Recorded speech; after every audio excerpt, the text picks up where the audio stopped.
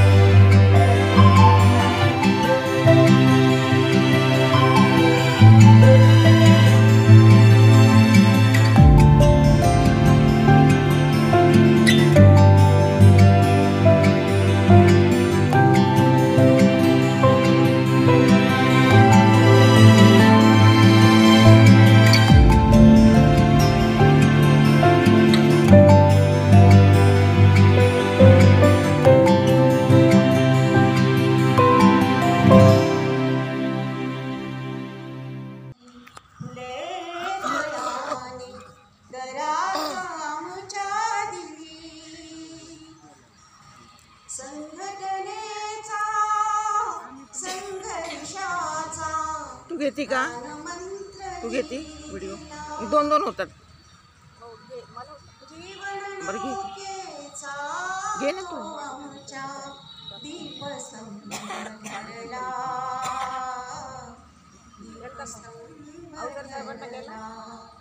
चंदन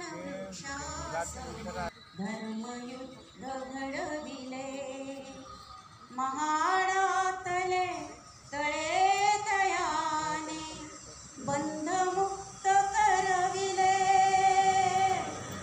वैषम्याच्या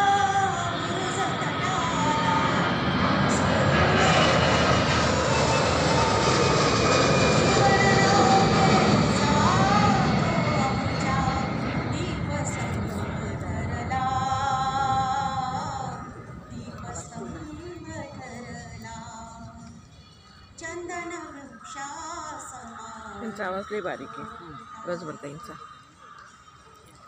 बहुजन हिताय बहुजन सुखाय घटना नवनिर्मिती न्याय बंधुता समता नीती तत्वे प्रतिपादन केली श्रीशूद्राच्या कल्याणाचा कायदाच घडविला जीवन नौकेचा तो आमच्या दीपस्तंभ ठरला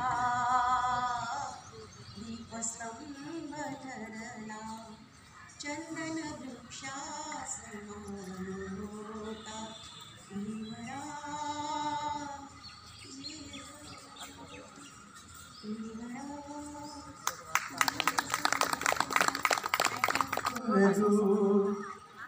गुण्या तोरणे घरूच्या घरी जुबाळा जुजूर दुसऱ्या दिवशी दुसरी होती चंद्रसूर्याची करून आरती माता बाळाची दृष्टी काढती जुबाळा जुजूर माता बाळाची दृष्टी काढती जुबाळा जुजूर तिसऱ्या दिवशी तिने ताळात गंगा यमुना मिळे सागरात तिसऱ्या दिवशी तिने ताळात गंगा यमुना मिळे सागरात फडके झेंडा आम दुनियेत जुबाळा जुजूर फडके झेंडा आम दुनियेत जुबाळा जुजूर चवथ्या दिवशी चारी वेदाला मनुस्मृतीचा बट्ट्या बोलला चवथ्या दिवशी चारी वेदाला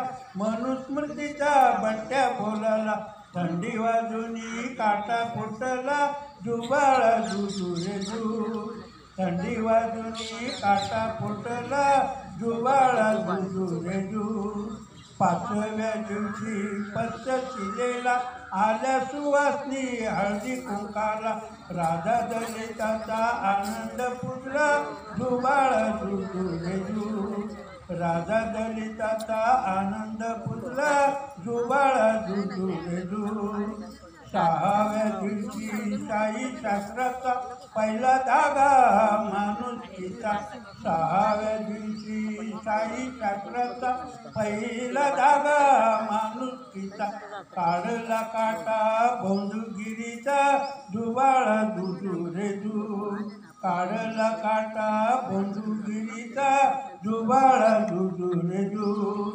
सातव्या दिवशी सत्यसागर जाई ओलांडून विमानातून सातव्या दिवशी सत्यसागर जाई ओलांडून विमानातून लेही हार तुरे लंडन शहरात जुबाळ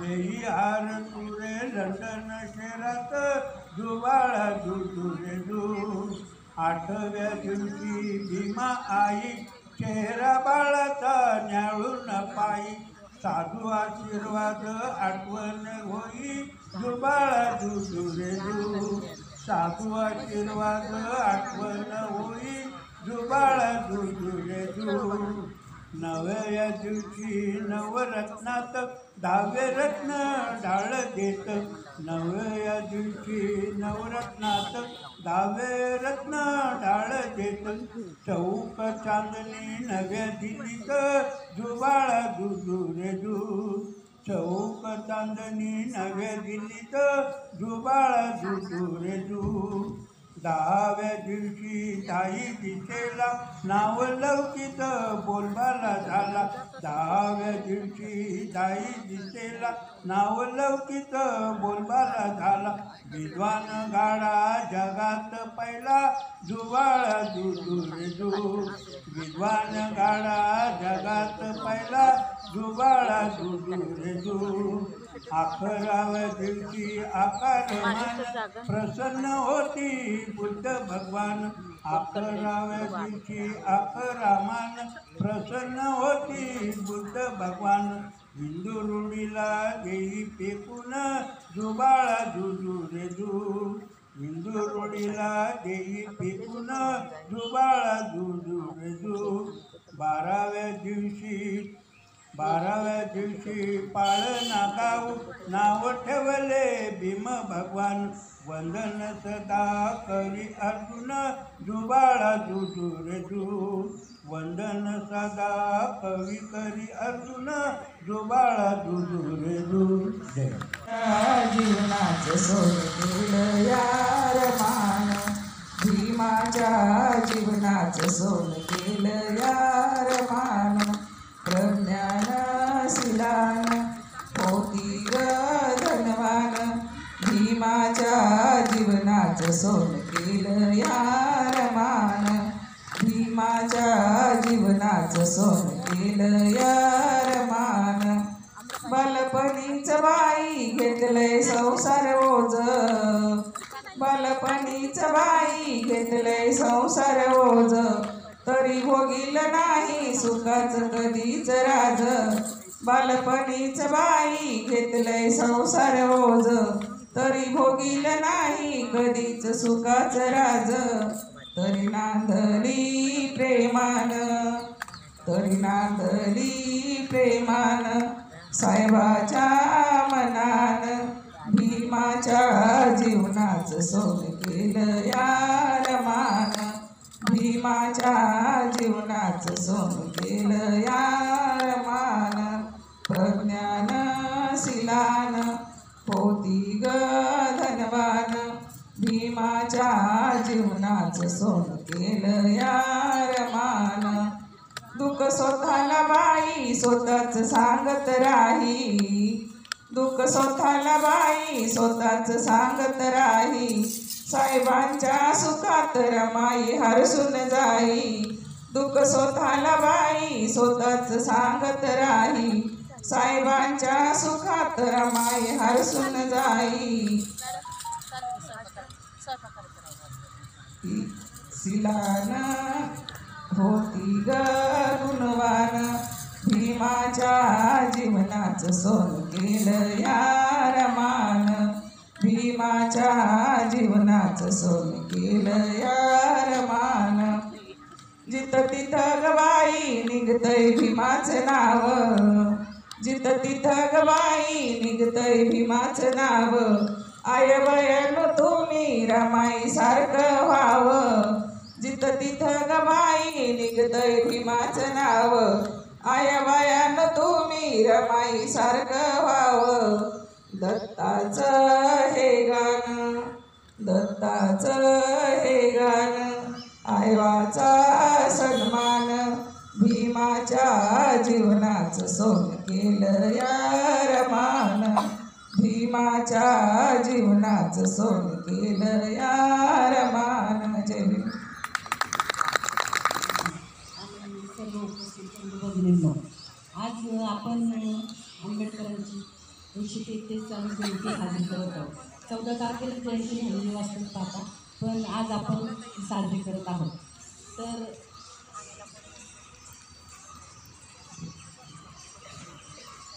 भगवान डॉक्टर बाबासाहेब आंबेडकर, छत्रपती शिवाजी महाराज, शाहू महाराज, क्रांतीसूर्य ज्योतिबा फुले, माता जिजाऊ, क्रांतीज्योती सावित्रीबाई फुले, माता भीमाई, माता रमाई यांना विनम्र अभिवादन. भारत देशाचे सुपुत्र, सामाजिक प्रबोधनाचे प्रणेते, जागतिक कीर्तीचे तत्ववेत्ते, महामानव, भारतरत्न, विश्वरत्न डॉक्टर बाबासाहेब आंबेडकर यांची 33वी जयंती आपण करत आहोत. मध्य प्रदेशातील इंदोरमधील मऊ या गावी 14 एप्रिल 1891 साली बाबासाहेबांचा जन्म झाला. भीमरावांचे मूळ नाव भिवा, आईचे नाव भीमाबाई रामजी सपकाळ. भीमाबाई व रामजी यांचे भीमराव 14वे अपत्य होते. आजोबा मालोजी सेवानिवृत्त लष्करी शिपाई होते. आंबेडकरांचे वडील रामजी सपकाळ हे ब्रिटिश लष्करामध्ये सुभेदार होते. नंतर ते मुख्याध्यापक या पदावर कार्यरत होते. म्हणून ते बंगले दिवे स्मारकसुद्धा उभारण्यात आले आहे. त्यांचे मूळ रत्नागिरी जिल्ह्यातील आंबवडे मंडल तालुका आहे. आंबेडकरांचे वडील 1894 सेवानिवृत्त झाल्यावर मूळ गावी आंबवडे येथे परत गेले. 1896 दापोली सातारा येथे राहण्यासाठी गेले. साताऱ्यातील कॅम्प स्कूलमध्ये 4थी पर्यंत इंग्रजी शिक्षण पूर्ण केले. त्याच शाळेत सपकाळ नावाने बदलून त्यांच्या गावाच्या नावावर आंबेडकर नावाची प्राप्ती झाली.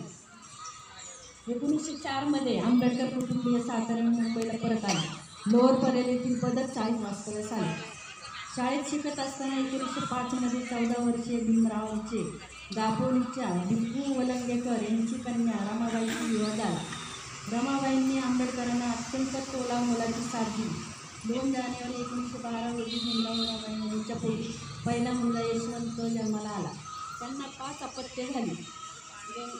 यशवंत, गंगाधर, रमेश, मुलगी, राजरत्न. पण यशवंत हे 4 अपत्ये 2 वर्षाच्या आत जगावली गेली. गरिबीमुळे आणि औषधा वाचून जगावली. यशवंत आंबेडकर 1912 ते 1977 ही एकमेव वावरस ठरतात.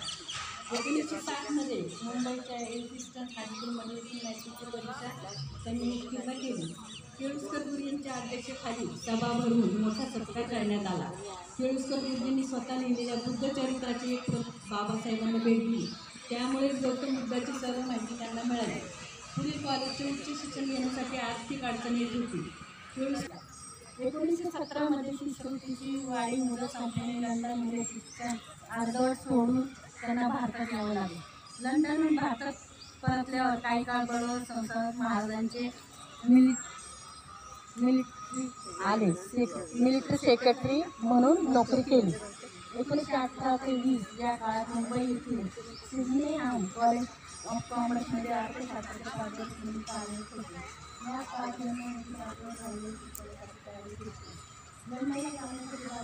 कोल्हापूरच्या राजर्षी शाहू महाराजांकडून 1500 रुपये मदत घेतली.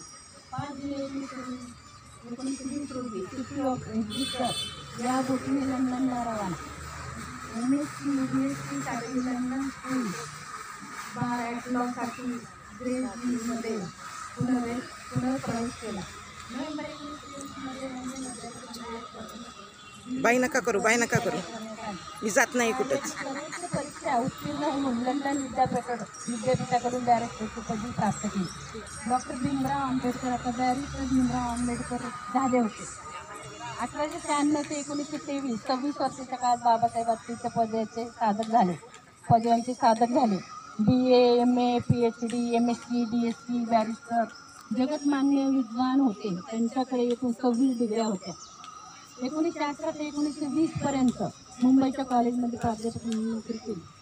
29 जानेवारी 1920 मूकनायक पथकाची सुरुवात करून अस्पृश्यांच्या अन्यायाला वाचा फोडली. 21 व 22 मार्च 1920 रोजी दलित परिषदेचे अधिवेशन घेतले. तुम्ही फोटो का नाही काढला का चौघीने? आंबेडकर अध्यक्ष तसेच टाकायचं होतं ना ग्रुपमध्ये, काढला? विशेष उपस्थिती होती. शाहू महाराजांचे सामाजिक लगेच काढायचं. गौरव केला. अस्पृश्य आणि मागासवर्गीय समाजाच्या विकासासाठी 20 जुलै 1924 रोजी बहिष्कृत हितकर्णी सभेची स्थापना केली. शिका, संघटित व्हा, संघर्ष करा हा प्रेरक घोषवाक्याचा स्वीकार केला. अस्पृश्यांच्या कल्याणासाठी शाळा, वसतिगृह, ग्रंथालयाची सुरुवात केली. मुंबई विधिमंडळात पारित झालेल्या ठरावानुसार महानगर भोसले ताई कधी आले तुम्ही? अस्पृश्यांसाठी सुरू केले. 20 मार्च 1927 रोजी काय झालं म्हणतात? शासन करून मानिताई उशीर आल्या.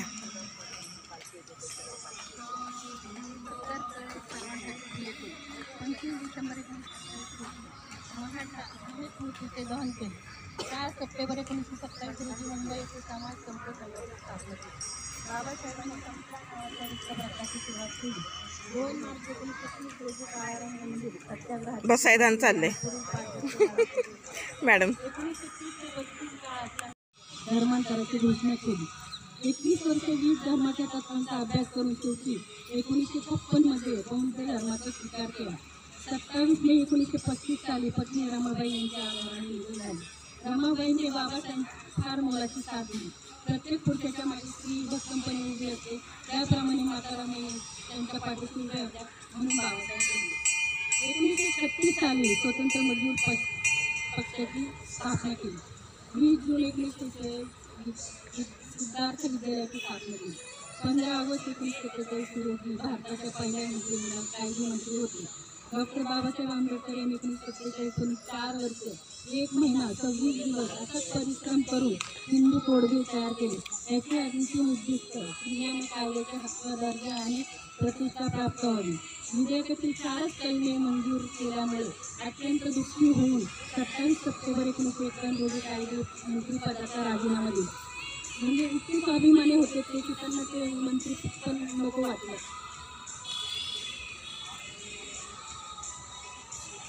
बाबासाहेब आंबेडकरांनी संविधान लिहिले. 26 जानेवारीला संविधान दिवस साजरा केला जातो.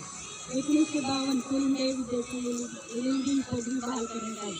1953 साली उस्मानिया विद्यापीठ दिल्लीत ही सन्मान्य पदवी बहाल केली. 14 ऑक्टोबर 1956 बौद्ध धर्माची दीक्षा नागपूर येथे घेण्यात आली. 6 डिसेंबर 1956 रोजी महानिर्माण झाले. बाबासाहेब आंबेडकरांचे कर्तृत्व हे आघात आहे.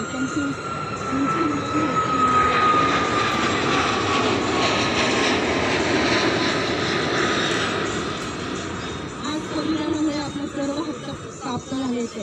हिंदू प्रवास डॉक्टर बाबासाहेब आंबेडकरांना कोटी कोटी प्रणाम. भाषण झालेलं आहे, पाळणं झालेलं आहे, खूप छान झालं आहे. त्यांना मी त्यांचं अभिनंदन करते. त्यांच्यासाठी जोरदार टाळ्या. गोजरताईंचं राहायला सांगायचं. गोजरताईंचं पण गीत झालेलं आहे, त्यांच्यासाठी पण जोरदार टाळ्या.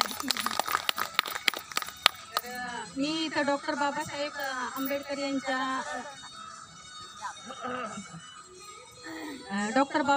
आंबेडकर यांच्या प्रेरणादायी विचारांचा आढावा घेणार आहे. तर आकाशातील ग्रह तारे जर माझे भविष्य ठरवत असतील तर माझ्या मेंदूचा आणि माझ्या मनगटाचा काय उपयोग? आपल्याला कमीपणा येईल, लाज वाटेल असा पोशाख करू नका. तुमचा पोशाख तुमची सुंदरता आणि तुमची इज्जत दोन्ही वाढवेल आणि तुमच्या पोशाखामुळे तुमचा आत्मविश्वास देखील वाढेल. अन्याय करणाऱ्यापेक्षा अन्याय सहन करणारा हा गुन्हेगार असतो. विश्वास देवावर नाही तर स्वतःच्या मनगटावर ठेवा. मी नदीच्या प्रवाहाला वळवणाऱ्या भक्कम खडकासारखा आहे. माणूस धर्म करता नाही तर धर्म माणसाकरिता आहे. शिका, संघटित व्हा आणि संघर्ष करा. तुम्ही वाघासारखे बना म्हणजे तुमच्या वाटेला कोणी जाणार नाही. वाघ बनून टाका. माणसाला आपल्या दारिद्र्याची, आपल्या गरिबीची लाज वाटता कामा नये. लाज वाटायला हवी ते आपल्या अंगी असलेल्या दुर्गुणांची. 100 दिवस शेळी होऊन जगण्यापेक्षा 4 दिवस सिंहासारखे जगा. शिक्षण हे वाघिणीचे दूध आहे आणि जो ते प्राशन करेल तो वाघासारखा गुरगुरल्याशिवाय राहणार नाही. मंदिरात जाणाऱ्या लोकांच्या रांगा जेव्हा वाचनालयाकडे जातील त्या दिवशी माझ्या देशाला महाशक्ती बनण्यापासून कोणीच रोखू शकणार नाही. मला माझ्या माणसाच्या सहवासापेक्षा पुस्तकांचा सहवास अधिक आवडतो. ग्रंथ हेच गुरु. वाचाल तर वाचाल. शरीरामध्ये रक्ताचा शेवटचा थेंब असेपर्यंत देशाच्या स्वातंत्र्यासाठी लढले पाहिजे. जो मनुष्य मरायला तयार होतो तो कधीच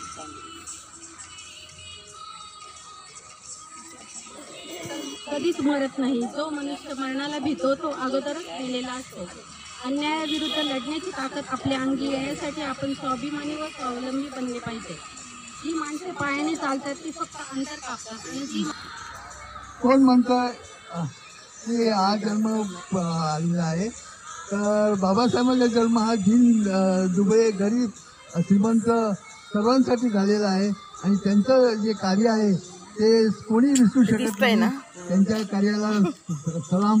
आणि त्यांचं जे संविधान होतं त्या संविधानामुळेच आपण इथे घडलेलो आहोत आणि संविधानामुळेच आपल्याला इथे जे काही स्थिरता मिळालेली आहे आणि आपल्या संविधानाचा जे प्रचार आपल्या जगातील सगळ्या लोकांनी मानलेला आहे आणि भारताच्या संविधानामुळेच आपण जे काय आता सध्याचं जे काय वातावरण आहे ते जे काय ढवळून निघालेलं आहे त्याला बाबाच्या संविधानामुळेच आपण इथे चाललेलो आहोत.